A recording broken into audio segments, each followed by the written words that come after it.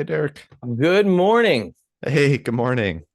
How are All you? right. I am doing well. I just saw my wife and daughter off for a walk, so we will be undisturbed for the majority of this time, I hope.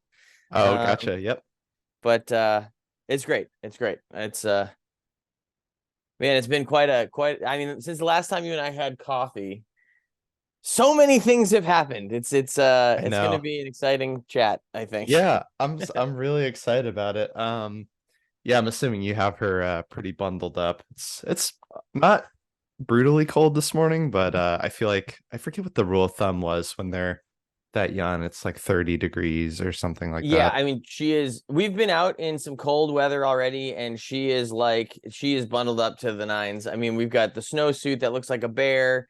We've got her with her little puffy coat on underneath it. She's got her extra hat and gloves. I mean, she got the 9 yards, which is nice. She's very good in the cold, I have to say. Like, I'm very impressed with her resilience as a little baby. Like, she doesn't seem to. I'm the one that panics, and she just wants to have a good time. And I'm like, yes, we have to go inside now. Like, your face is gonna fall off. So it's but no, she's been great. I mean, you know, 10 months as of 2 days ago, Oh, which is wow. just bonkers, man. Like, I don't know how that happened that quickly. It's Yeah. man, it's nuts.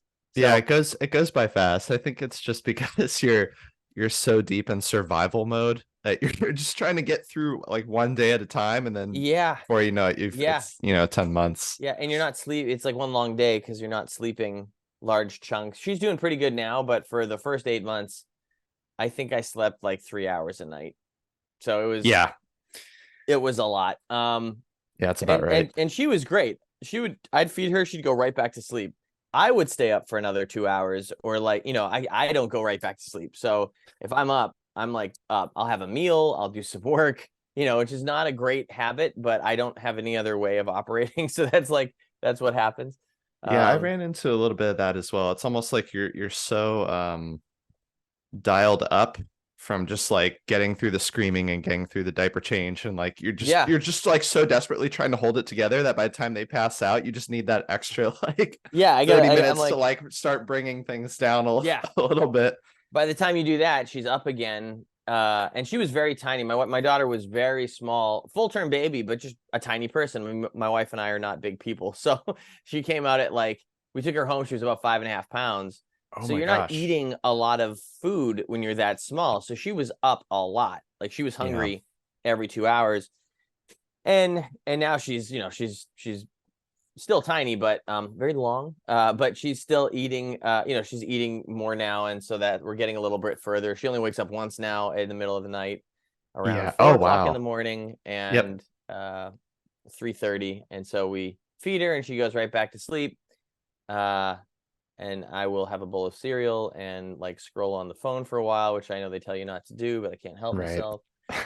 Or I have a bunch of ideas. I get ideas at that period of time too. When you're in between sleep and awake, uh, I get my ideas in like three different places. I'm either on a long walk or a long drive, in the shower, or in between sleep and awake.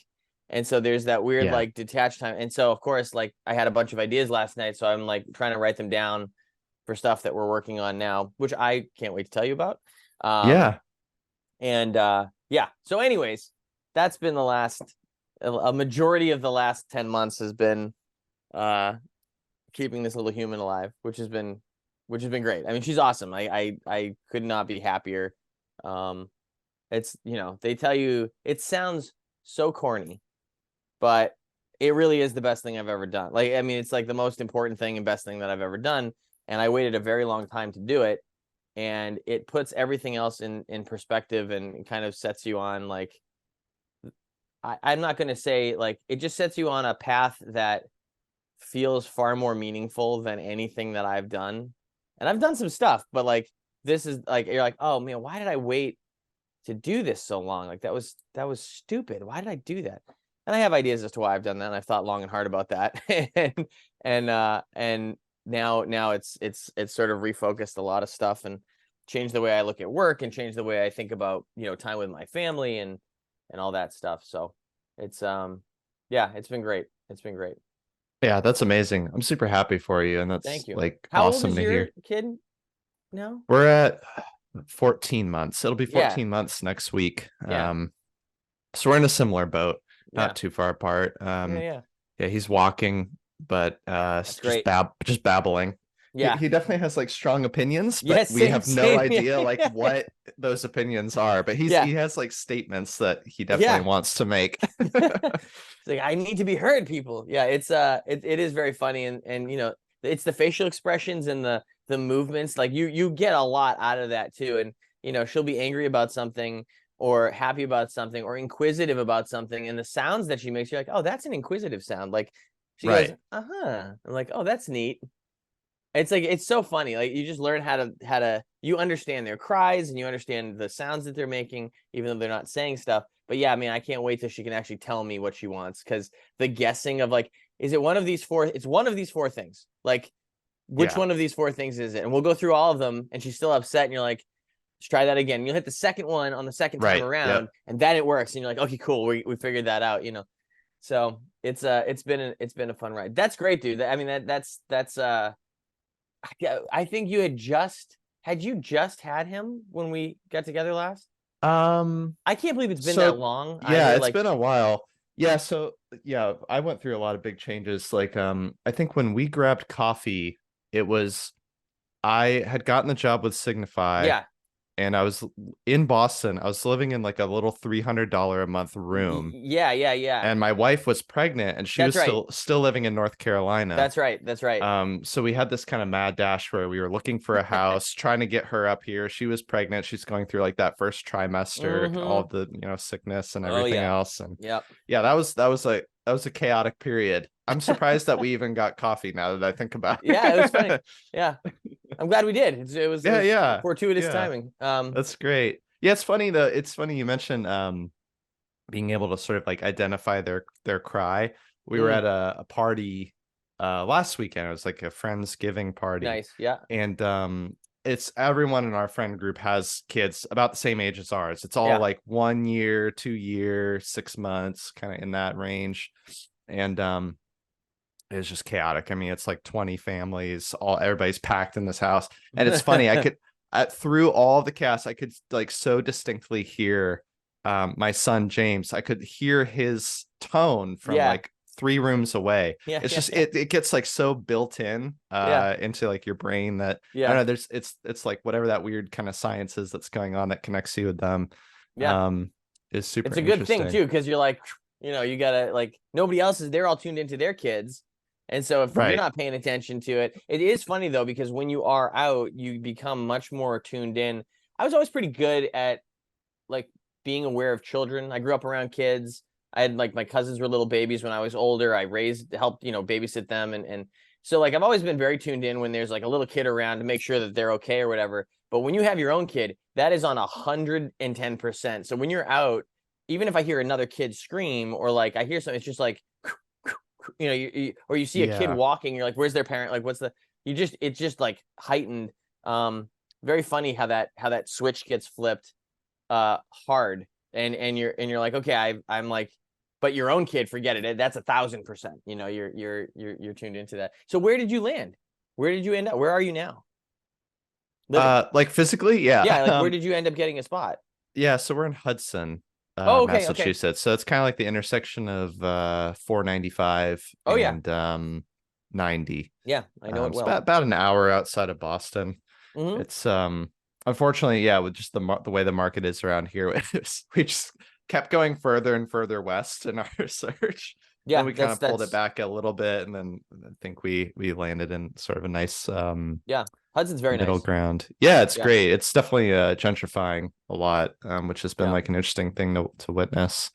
But hey, I want to ask you, I because you mentioned it, you sort of touched on it earlier, but you're talking about how like after having your daughter, um, it changed a little bit about the way you work. I'm Mm, curious to ask you more about that because I know it made a big impact on me. For me, it was like there was sort of this big change in a lot more why. behind what I was Yeah, doing. Like as your hours kind of like shrink in the day and you get those little like yeah, two hour windows to yeah. focus in and do design work. I found that like I really needed to have like a much more authentic perspective and be really connected with whatever it was I was doing. So kind of having like a very specific reason or a very specific vision of whatever I'm trying to execute. But I'm just curious to ask because it is so different for everyone. How has that kind of like changed things for you? Yeah, I mean, I think that's exactly. I think I had a very similar response to becoming a father and thinking about, why I'm doing the things I'm doing, what I want my daughter to see me doing when she gets older, which is a weird thing because there's still a lot of time there, but also thinking about, well, and this was, this kind of hit me like a ton of bricks. I turned 40, and well, I turned 41 this year, but when I turned 40, even a little bit before that, right when I had left Wentworth teaching. So I'll back up a little bit. So I went, I started my career back after I graduated college in 2006 at Mass Art, and started working for Color Kinetics, which ultimately would become Signify, or a part of Signify later on, which is very funny. But that's where I got my start. And right out of the gate, when I was in school, it was like, okay, I got to get a job. I don't really care what I'm designing. I need to learn the business. I need to understand. I need to learn from somebody who knows more than I do, because we didn't really have a lot of that in school. And you went and got your own internship, and so I saw a little bit of the real design world, but I didn't have a very good manufacturing background, like all the stuff that you need to learn on the job. Like I needed to find a place to do that, and I landed at Color Kinetics, and that was a great experience for me, to understand that part of it. I mean, it was very technical. There was a lot of manufacturing side of stuff. I didn't really care what I was designing. I just wanted to like learn that stuff. And so, getting into lighting, I hadn't envisioned being in lighting, but it ended up being an excellent education on how to make things. And I met some really awesome people that I still stay in touch with and work with. And that was maybe every one of the jobs that I have had, I've met people that I have stayed connected with, and they have in some way shaped, what I'm doing now. But it was Color Kinetics, and then it was Staples, and I was learning, again, totally different. It was office supplies, but I was working with a former classmate of mine whom I've stayed in touch with, and I got to learn from a gentleman by the name of Michael Kent, who sadly passed away not long after our time together. I say not long, it was a number of years, but it was still too young. Like, but I learned a ton from watching him operate and see how he worked inside of a big corporate structure. It was a lot of corporate, like Philips was a huge company. They bought Color Kinetics when I was there, and that was like a very weird transition, and I left. But it was never really about why I was doing it. It was just like, oh, I liked office supplies, so that was fun. It's a weird thing to say too. It's like, oh man, I love office supplies, but I've always loved office supplies. Like even when I was a kid, going back to school shopping was like the best thing ever. I loved doing it. In my head, I'm super organized. In reality, I have a lot of piles of stuff, and I'm not nearly as organized as I should be when it comes to that stuff.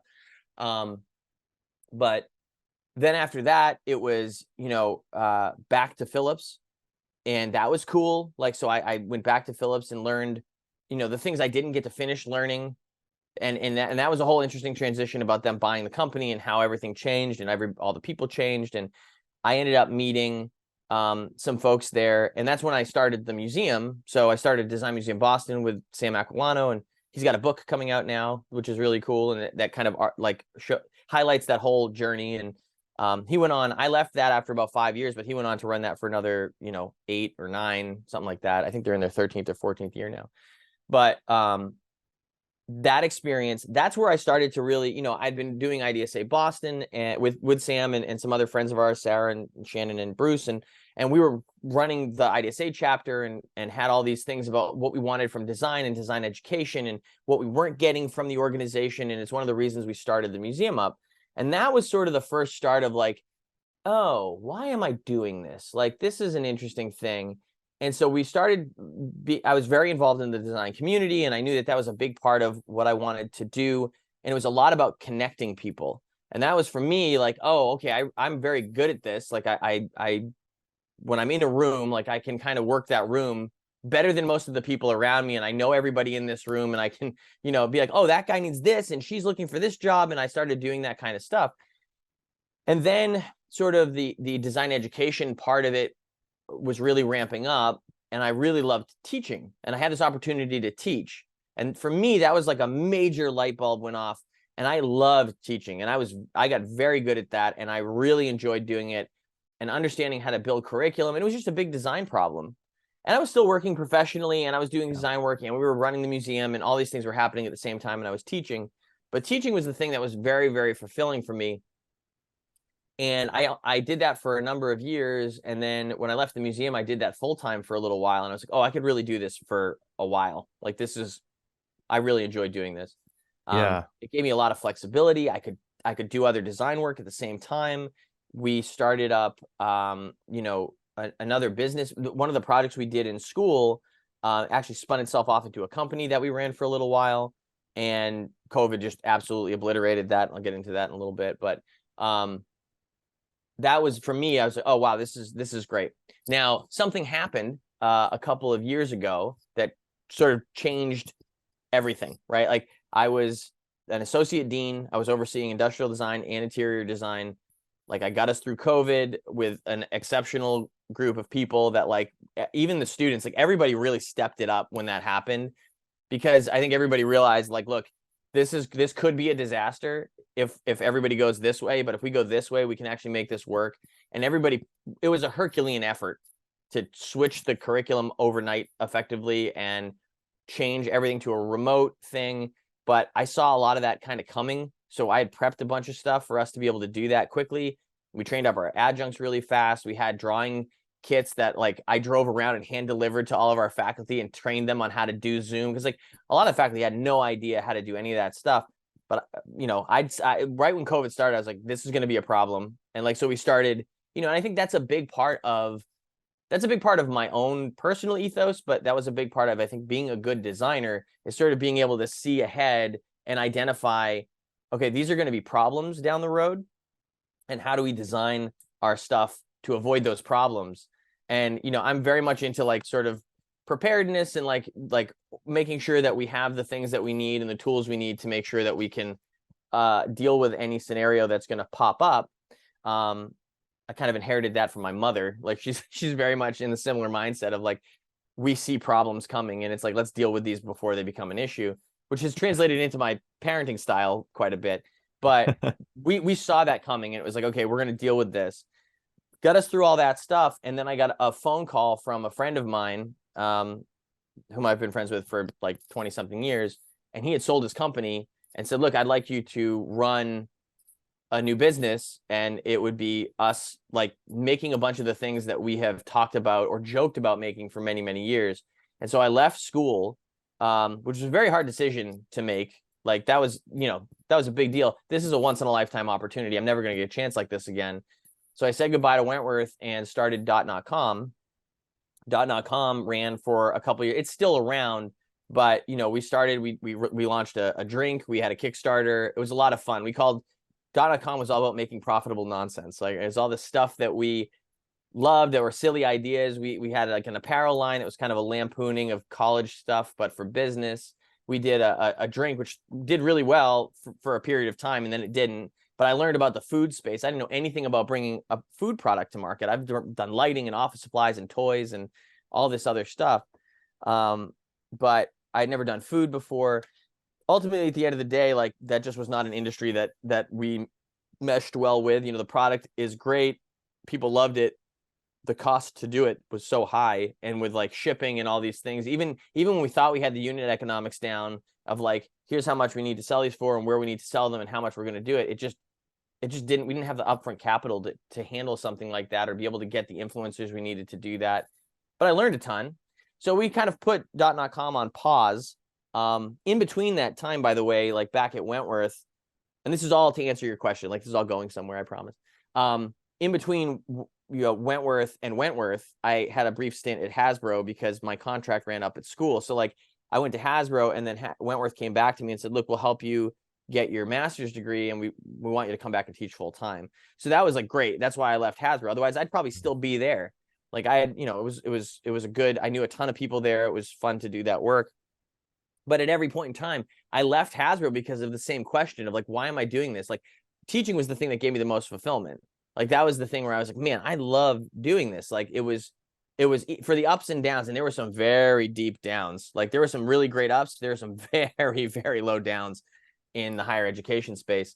But especially now it's a mess. But we ended up like doing .com, and I left that thing, and we tried this stuff, and that got put on pause. And then I found myself, I laid myself off, which is a weird thing to do. Like that was a really interesting, like, you know, and everybody, you know, we're all on good terms with everybody. It just didn't work out. Like this is just not going to work out now. The business still exists. We're still doing stuff, albeit not as like, because I'm not getting paid, I have to make money. So it's like, okay, I've got to shift gears a little bit. That's sort of a side hustle now. And what am I doing to actually bring in income and feed my family? It gave me an opportunity to sort of be like, well, what do I want to do? Like it was that. And so this gets back to your question originally, kind of a long roundabout way to answer it. But I stopped and had to really think about, what do I want to do with my time, which is now way more fractured and spread out than any of the time I had before.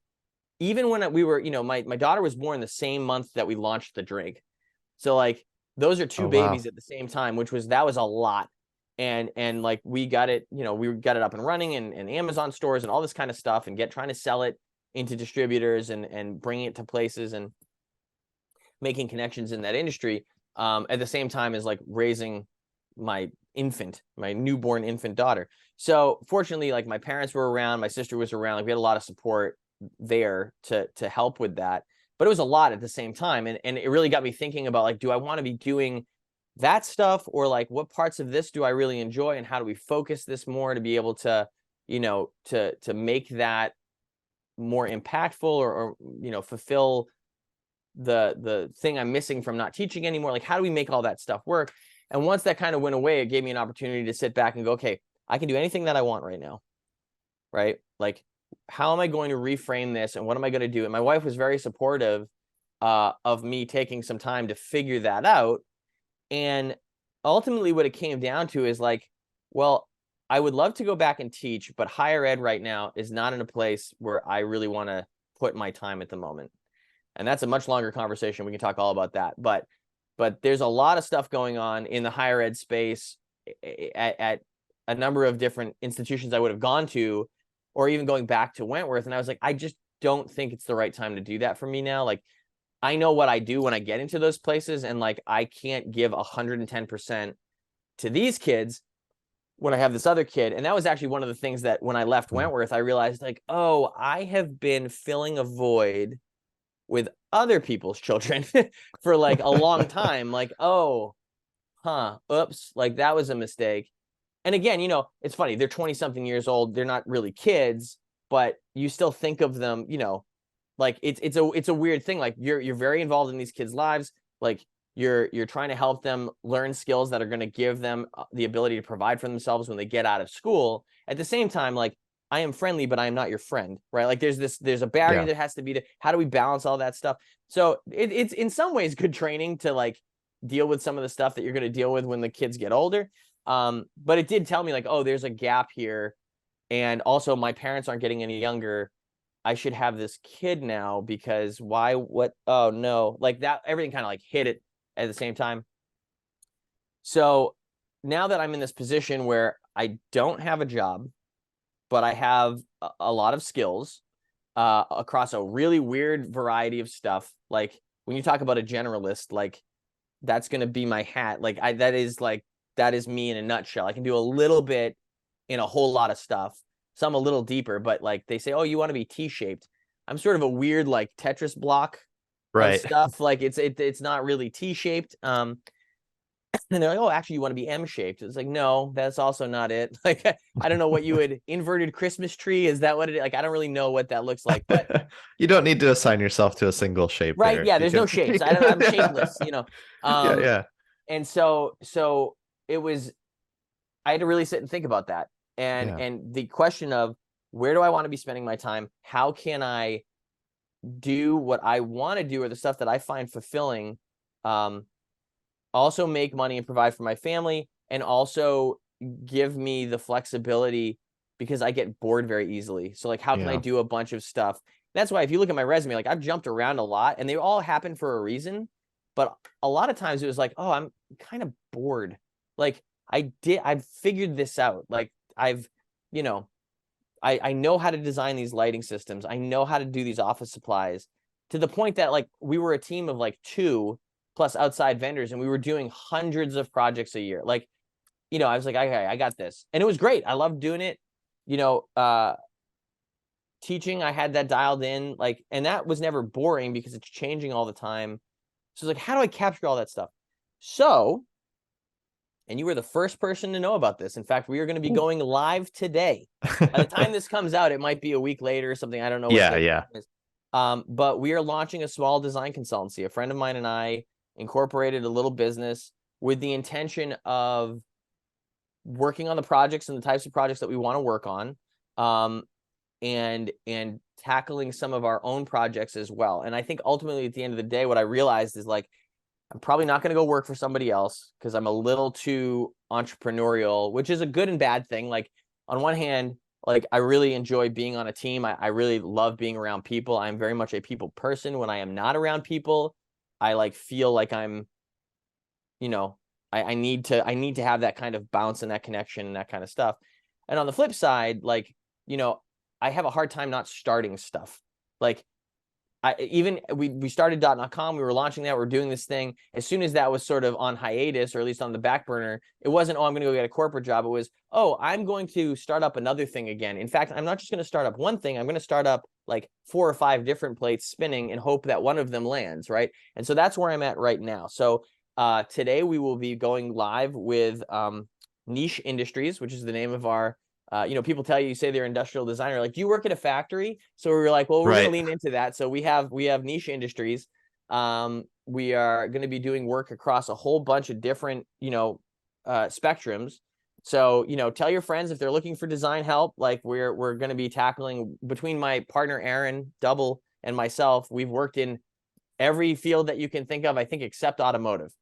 So like we've done a little bit of everything, but we're also going to be developing our own products. So you are the first person to see this prototype, but Oh, wow. we have a multi-tool that I have been noodling on for, I don't know, it's been in a sketchbook for probably 7 years now. But we're calling this the general tool. So we might change some of the branding and stuff, but this is our first machined prototypes. And we're really excited about this. And part of that whole Niche Industries idea is like, look, we will help you find your niche, carve it out, and fill it in. So like we've got sort of this 3-pillar approach to how we're doing that. And for me, it was one of those things of like, where can we bring value? Well, we're really good at sort of the design and development upfront stuff. We like doing the branding and brand design stuff.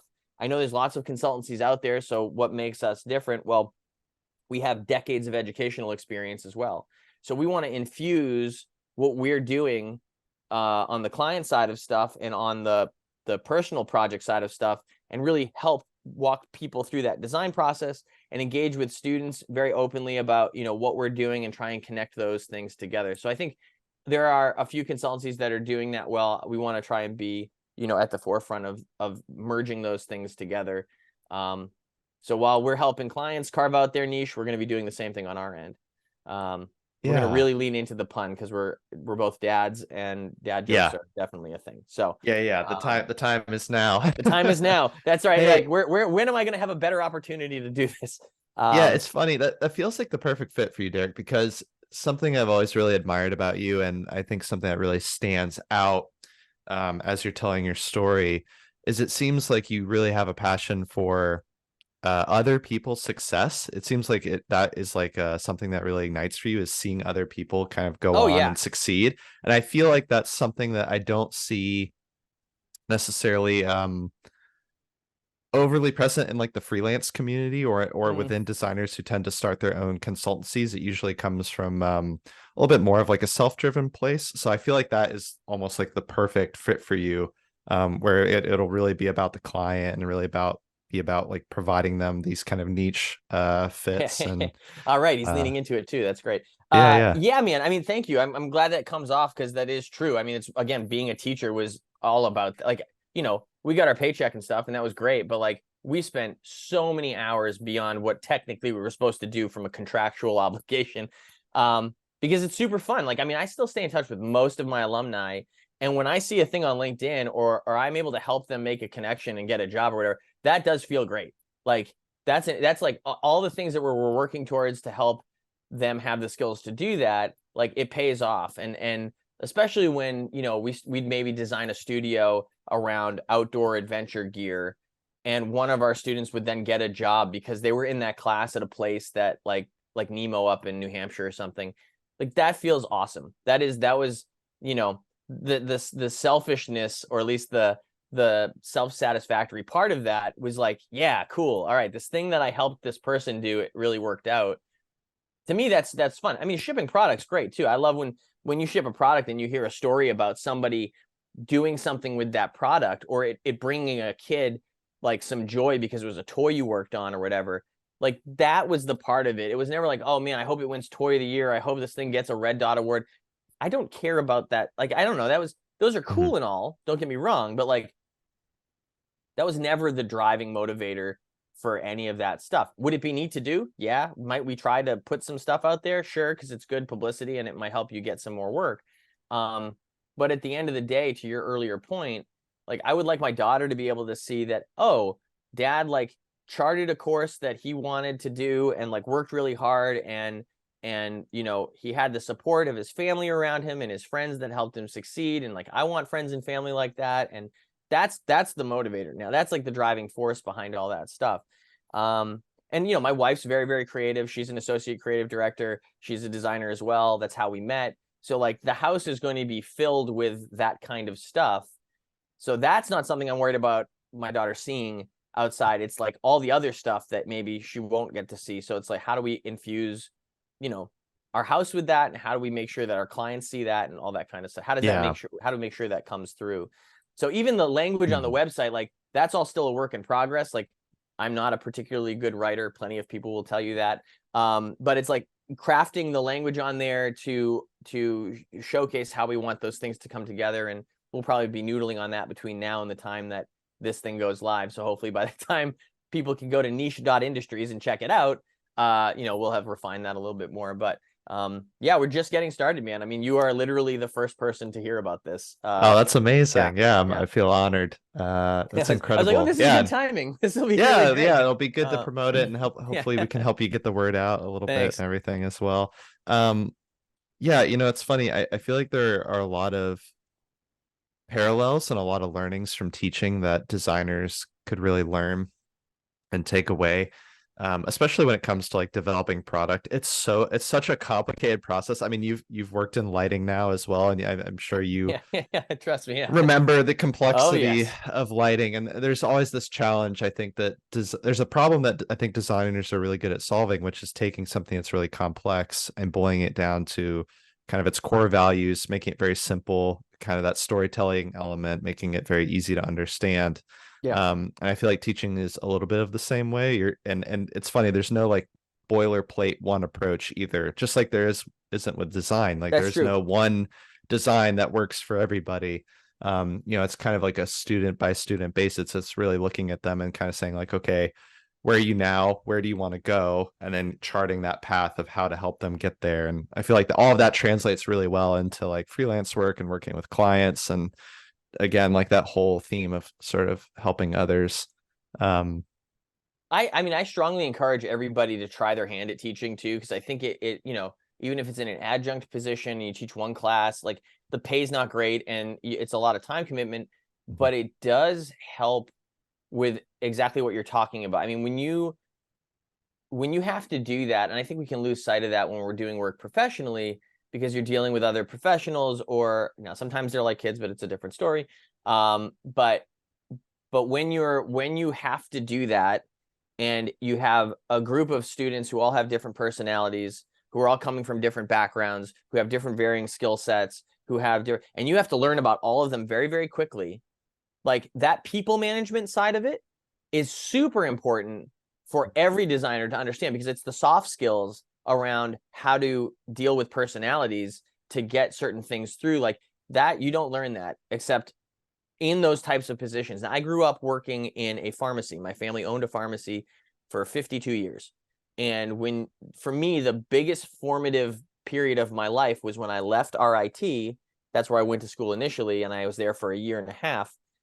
And I came back home and worked at the pharmacy full-time for about a year, about 9 months. In between I was trying to figure out what school I was going to go to and what I was going to do. And I didn't know about industrial design. I was a film and animation major, which most of these books behind me are all like film and animation concept art books. That's the career path I didn't take, and maybe someday I'll get back to. I'll be like a 75-year-old concept designer on a movie that doesn't go anywhere, but I'll have checked that box. But that's one of those things of like working at that store, working alongside my father and my cousins, and it was a family business on both sides of my family. Everybody worked there at some point. You dealt with a lot of sick people. You dealt with a lot of people who were in really different positions in their life, from kids to super elderly. It gave you an appreciation for how to deal with people that I did not get anywhere else. And, customer service jobs, I always talk to my students about this when I'd ask them about the experiences that they had and how they could apply what they did in high school to being a designer. They go, oh, I just worked at a grocery store. Okay. Like, that's huge. Like, okay, what did you take from that? Right. I think a large part of it is helping you to appreciate and understand what you did before and tell your own story. And then it was also about helping students understand where they were coming from and how to tell their story that was outside of design, and how they could bring those skills to make them a better designer. Well, that exactly translates into client work. That exactly translates into, working in a company. A big company is very much the same way. I think if every designer went through that and understood that and learned that, now not everybody's going to be a good teacher, but I think being critical about how good of a teacher you are and trying to get better at that will make you a better designer. Now, I think the best teachers are good designers because it's kind of inherent into what we do, to your point. But not everybody's going to gravitate towards the people side of stuff. I know plenty of designers who don't want to deal with people at all. Like, they're like, which is always very funny for me, because it's like, okay, well, it is an integral part of the product experience is the people are going to use it. But those people tend to find themselves in the professions or in the avenues where maybe they don't have to deal with that stuff as much, or they're dealing with just another designer and not, they're a couple steps removed from the actual like end user. But I still think it's an important skill set to try. I think you have to at least understand what that is and try to be okay at it, just because it is such that people skill component is such an important part of it. And there's no better place to do that than with kids or with young adults, because they're in that formative state of like, you want to get frustrated, do that, right? You deal with a bunch of teenagers, they're 18 years old and they've never been away from home, and they're learning these things that they need to learn, and they come with almost nothing behind them now, which is somewhat of a critique on lower education, but we can deal with it. We can talk about that another time. Yeah, well, yeah, I know you were mentioning that you had mentioned that earlier, kind of wanting to go back to teach, or expressing the desire to go back to teaching, but feeling like the system is kind of not where you necessarily want it to be right now. Yeah. Yeah, would you be open to diving into that a little for bit? sure. I mean, I'll talk about that all the time. I mean, and I'm probably gonna tick some people off with some of this, but whatever. I spent a decade doing it. I feel like I have some level of not authority, but at least understanding around the situation. It's a very difficult position right now for higher education institutions, let alone design education, right?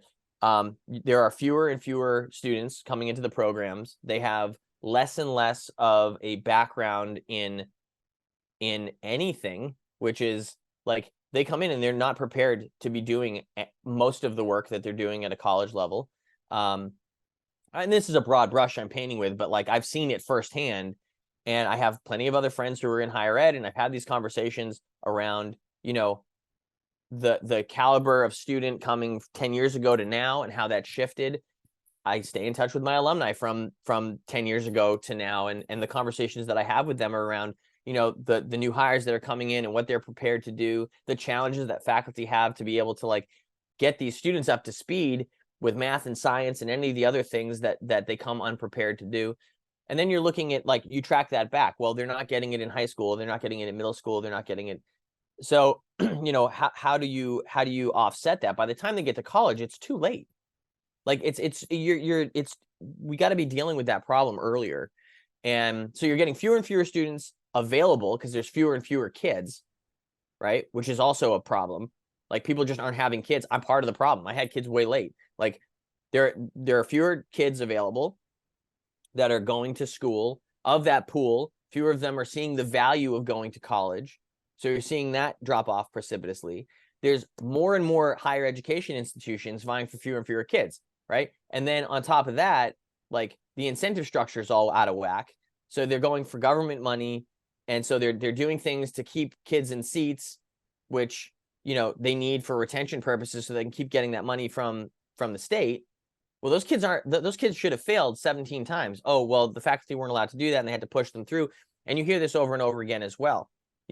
Like these kids are being told, or the faculty are being told they have to pass these students through. Right. And so they do that, or they get a bad review, or they don't get their raise, so the incentive structure is all out of whack. Anybody that tells you that it's not a problem is lying, right? Like that is a very real problem. And the solution to that is not immediately obvious.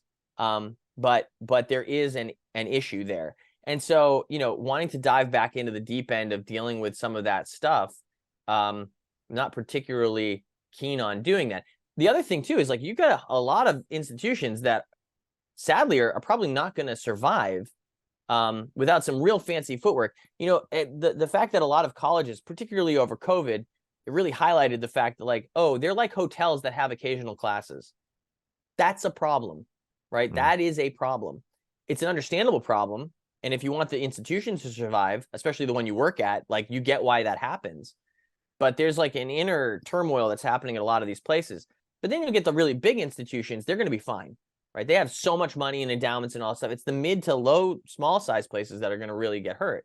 And at the same time, they're trying to make it affordable for, more and more students to be able to go to college. And my question is like, do they need it? Like, is that a thing? And you'll hear people tell you, well, the statistics say that if you go to college, you have a higher propensity to make money doing this and X, Y, Z. It's like, well, my electrician makes $250K a year. So. And if the graduation rate is, 40% or whatever, then Yeah. what does that statistic even And matter? let's say that the graduation rate is 80%, but half the students coming out can't do the job. Is that going to be great? Like, so yeah, you may not feel the hurt now, but 10 years down the road, it's going to be real bad, right? Or when like these companies hire these people and they can't do the jobs, and then they're firing a bunch of folks. Like, you just can't have that level of instability based on fake data, right? Like, or like skewed statistics because they're trying to show that they have our retention rate is 90%. Well, okay, great. That's because you passed everybody and they just want the piece of paper. Like, that's not good. So yeah. I'm curious to push back on that a little bit, because how much of a successful career and someone finding their footing in design comes down to an individual basis? Because I feel like you're kind of we've spoken about this in the past, but you're sort of like a success story in the sense where I think you've kind of talked about this mentality of like, hey, if I can do it, so can you. And like kind of not having that background. I think we both kind of come from that era of the Noman workshop era. Yeah. Oh yeah. Where, I mean, you really had to dig to figure out like what the hell, like how do I even do this job? Yeah. No, I mean, I think I think that I'm not talking just about design when I talk about that through rate. That's happening everywhere. That's not just in the design programs. I think the design students are actually particularly well suited to succeed because a lot of them are very independent. Wentworth, for instance, had a phenomenal co-op program. So our students would leave with like a lot of, Cincinnati's the same way. Like, you have a couple of schools that have really great co-op programs, and the students leave with professional experience before they're done with school. So I think that's a little bit of a different animal, in the sense that they have skills prior to going. But that doesn't change the fact that like mechanisms by which to, for like admission standards, right? If they're anybody who shows a desire to be an engineer but doesn't have the math scores gets shunted into industrial design. That's not good. Just because you want to be an engineer and aren't good at math does not make you necessarily a good industrial designer. Conversely, just because you went to arts or liked art in high school doesn't mean that you're necessarily going to be an industrial designer. So there has to be some mechanism by which to like figure out who would be a good fit for that. Now, again, the interesting thing about industrial design is that like there's no one mold, right? There's lots of different successful designers. So you need people who understand that profession at the admissions level. That doesn't happen very often. So I spend a lot of my time talking. Oh, that never happens. So I spend a lot of time, I shouldn't say never, right? There are some schools that the admissions people are very specific, and that does work. And I think that's great. You know, I think DAP's done a very good job of that in the past. Especially with their co-op coordinators and like having people who were from the profession. But as faculty, we'd spend a lot of our time assisting on that front, right? That was a whole other thing. Fortunately, spent a lot of my career like helping place people and doing that kind of stuff. So it was, you know, very, very good to have that hands-on connection. But there's a lot of additional work, right? But again, I'm not even talking just about design. It's like as a whole, I'm seeing that as an issue, and having been in the upper levels of administration in there, even for a little bit of time, you know, I don't necessarily know I would want to jump back into that in its current state. But that said, I mean, like I said, I loved it. I loved doing it. I think if the program was the right fit, I'd go back to it. What does the future of design education look like? I mean, that's a conversation I've had with friends of mine for quite a while, and you're seeing a lot of like alternative education things pop up. I don't think there's a substitute necessarily for a college program because of the facilities and connections that you get to industry and that kind of stuff. But I think there are, to your point, right? We had to go hunt for Gnomon workshop stuff. There's so much more online than ever before. So you're like, well, what is the value of the college education for an industrial designer? It's the studio experience, right? It's the interpersonal stuff. It's the stuff you can't get through a computer screen. And trust me, we did it for 2 years with COVID, right? Like it was rough. I mean, that was, we pulled out all the stops and did, you know, some really, I think, very creative things to try and solve that problem. But there's no substitute for being in studio together. Like that's such an integral part to that experience that, you know, some hybrid approach though, you could do that. Yeah, I remember I had a professor when I was in school that said, you guys, I think he sat us down at one point, was like, you guys are going to learn more from each other than you are from me. So the more time you can spend in the studio, the more you can lean on each other. That's going to only, you know, benefit you in the end. Oh, absolutely. I'm curious. It's interesting as you're like talking about this. Do people study these, like when there are successful programs like Wentworth or DAP? You would think these public universities would look at that and try to kind of study it and like reverse engineer a little bit to improve their own programs. Does that not really happen? No, Or I is mean, there I just think so much red tape that it's difficult? Or there's a lot of that. I think a lot of it's just time and resources. Like everybody's stretched super thin in higher ed right now. It's just, right. it's tough. It's, you know, I think this is true everywhere now, especially now. You know, I have a lot of friends who were laid off. I have a lot of friends who work for companies who are tightening up their purse strings, which is probably not the best time to be starting a design consultancy, but here we are. Yeah, well, I think, you know, it's interesting. I don't know if we want to get super deep into it. Maybe we could have like a follow-up conversation at some point. But I feel like design Yeah. as an industry is just not in a good spot right now. Like we're seeing IDEO is laying off a quarter of their quarter of their workforce. Johnson closed down, I think, their entire design department. If I'm not, I might be misspeaking, but I heard I something know about that. I haven't Philips. seen that yet. Yeah. I know Phillips just had huge layoffs. So I Yeah. think, you know, I was talking to somebody else about this, and it seems like we as designers have just not done the best job of positioning ourselves professionally and within organizations. And I think that whenever there's like a low in these things, whenever industries kind of taper down, that creates a lot of opportunity for people like yourself to kind of come in with a different perspective, change that perception, and like kind of bring a new value to the face of that work. And I feel like that's definitely something that I could see you doing, you know. Yeah, I hope so. I mean, I you know, as bad, I feel terrible for people losing their jobs at this time. And again, a lot of my friends are in that boat. It feels a little different now than it used to, because, you know, we've seen the industry go through ebbs and flows like this, and companies scale up and scale down. Like 2008 was brutal for that Yeah. stuff, right? And you know, funny because Color Kinetics was largely, you know, we delayed that hit because we had so much international business when that happened in 2008. But you're seeing all that happen now, and you know, I'm probably not as tied into the economics on some of the stuff as I should be, but just anecdotally talking to friends who are in the positions where they've been laid off, or you look on LinkedIn and you see those messages go up all the time. I think the positioning within the companies, and that's been a conversation that's been, in the halls of IDSA, and people talk about like the chief design officers and the value of design and how people can understand the value of design and those things. At the end of the day, these companies are going to make cuts, and they're going to make cuts to the spaces that they see as being, overly expensive. We're going to dive into like a whole other tangent right now, because Yeah. the whole AI stuff and everything that's coming out with the artificial intelligence stuff, and how that stuff is impacting work, and where people are seeing the opportunity to, have one person doing 6 jobs versus 6 people doing, 6 jobs. Like, we have to be at the front of that, right? Yes. I have a lot of friends in the illustration community and graphic design community that are up in arms about a lot of this stuff, and I totally understand where they're coming from. There's half of me that is in that camp. Like, I get it.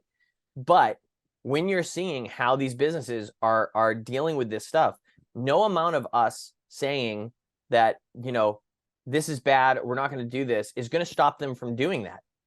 It's just not. So you can either have one hand on the wheel, or you can be not in the car, right?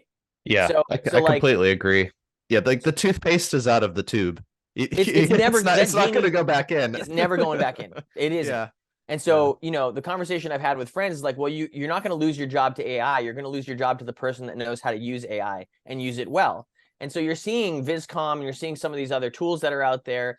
It's stupid to not, I say stupid, maybe it's too strong of a word, but it is naive to not use those things. The same way you got to learn Yeah. Keyshot and SolidWorks and digital painting and digital drawing when that was the transition.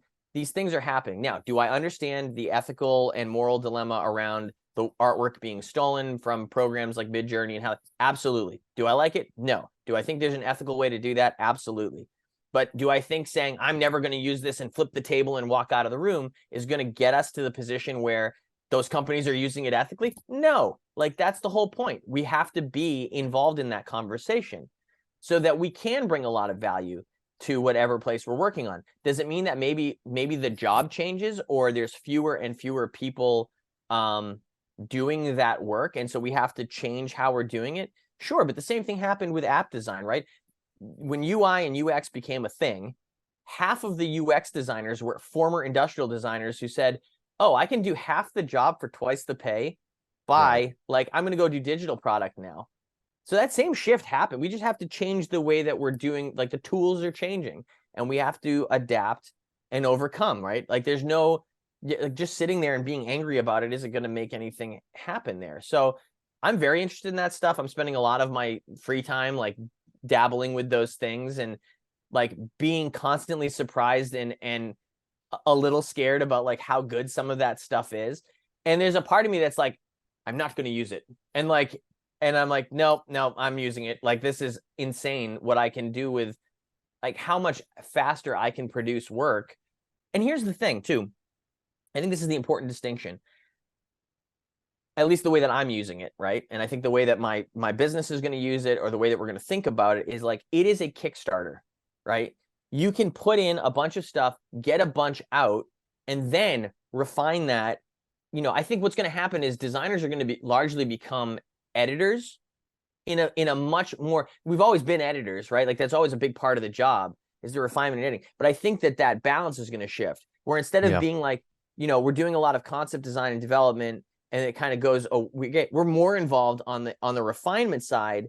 And so we effectively have like a small team behind us that never gets tired, that we can be directing, and then we get all that stuff in the funnel, and we can say, okay, it's like this and that and this and that and that, and we can put those pieces together in a much faster way with a much larger output.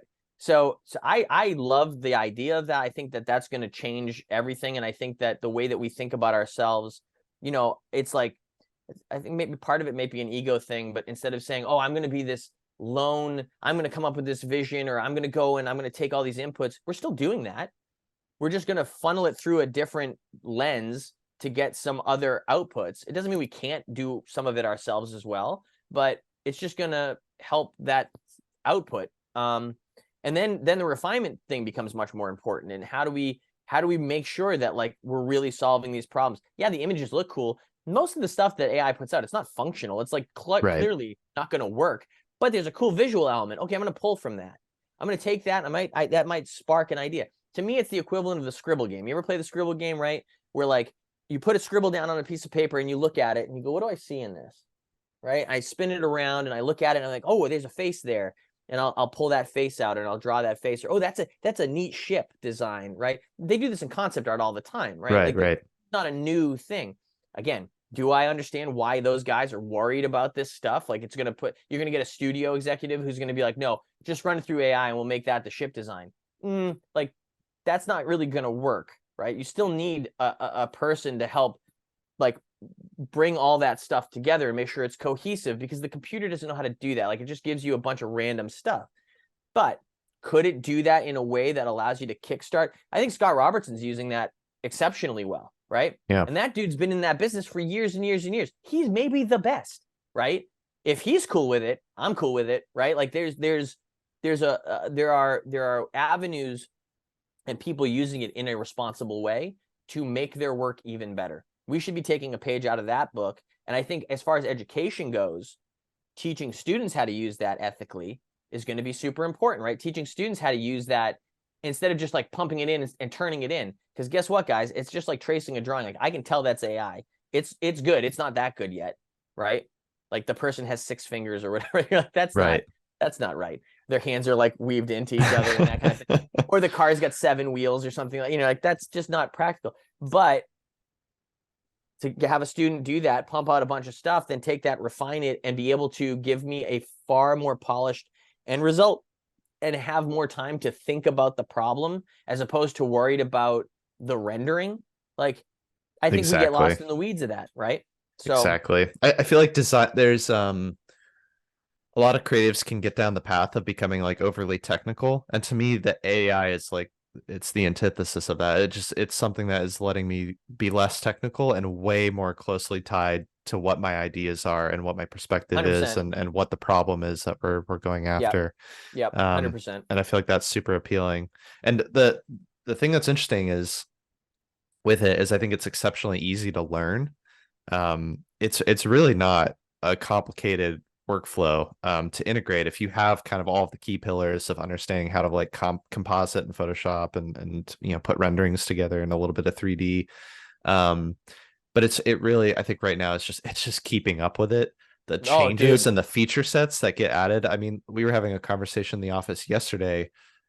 We were presenting some AI work and like the whole presentation had to change like the morning of because the pieces of software we were talking about like completely updated their workflows and add these features that were just so game changing Yeah. that it's like, oh my gosh, like we can't even Yeah. keep up with this. That is the challenge. You're right. Yeah, yeah, Absolutely right. Yeah. 100%.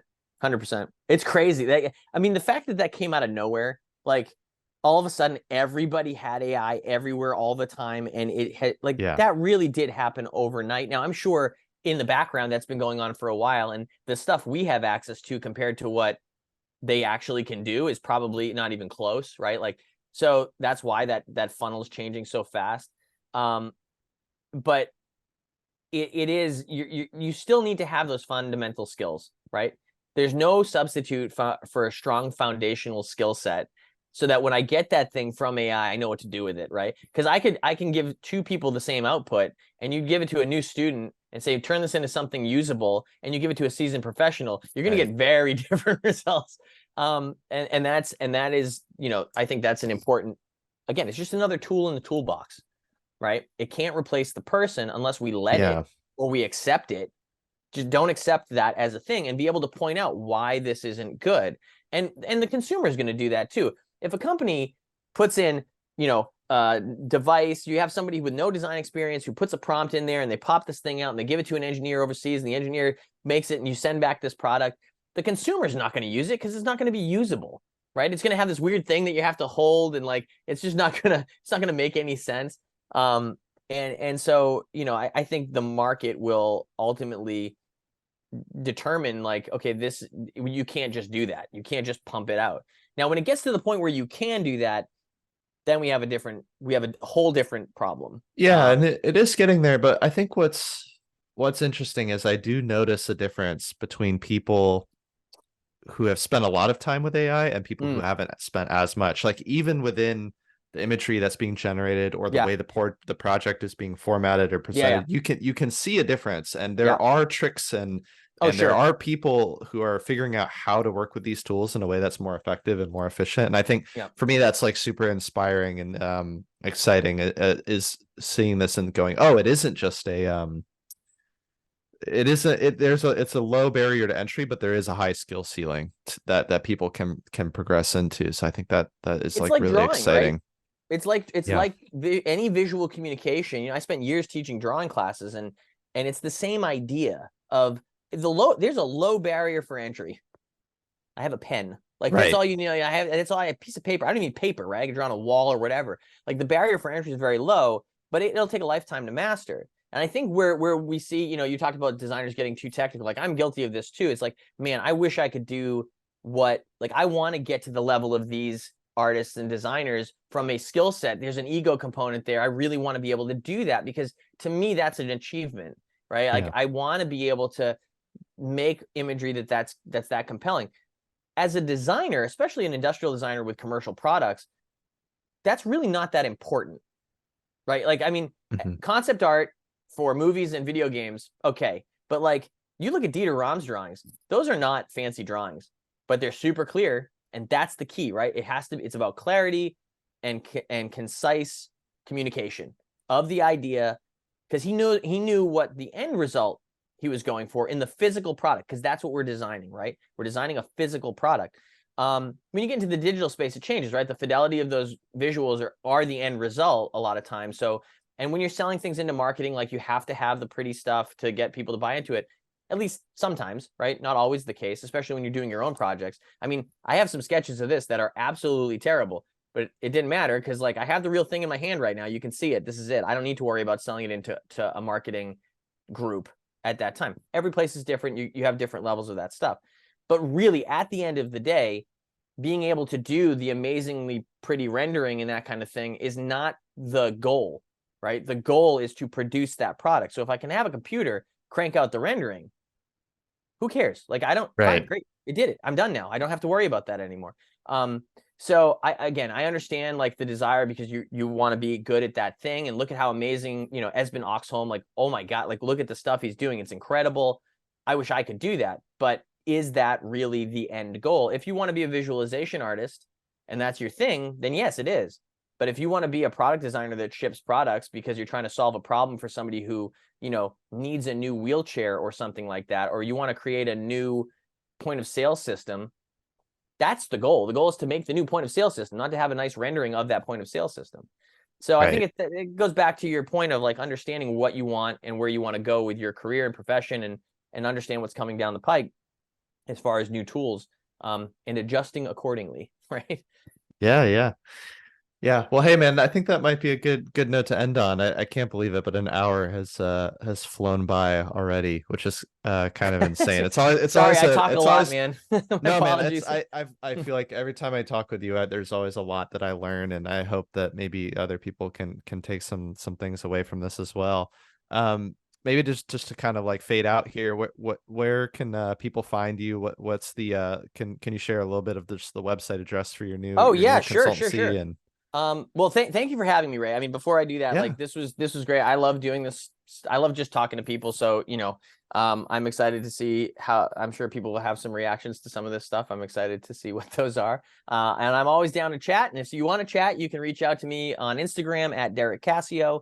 You can check out niche.industries is the consultancy, and you can drop a contact form on there or reach out to us at the email or phone number on there if you want to talk about projects or if you just want to talk about design stuff at all. We're always down for that. If you want to grab coffee, Ray can attest to, I will make time for that. It's an important thing, I think, to stay connected. We're on LinkedIn as well. All those good places. You can find us there. So looking forward to chatting.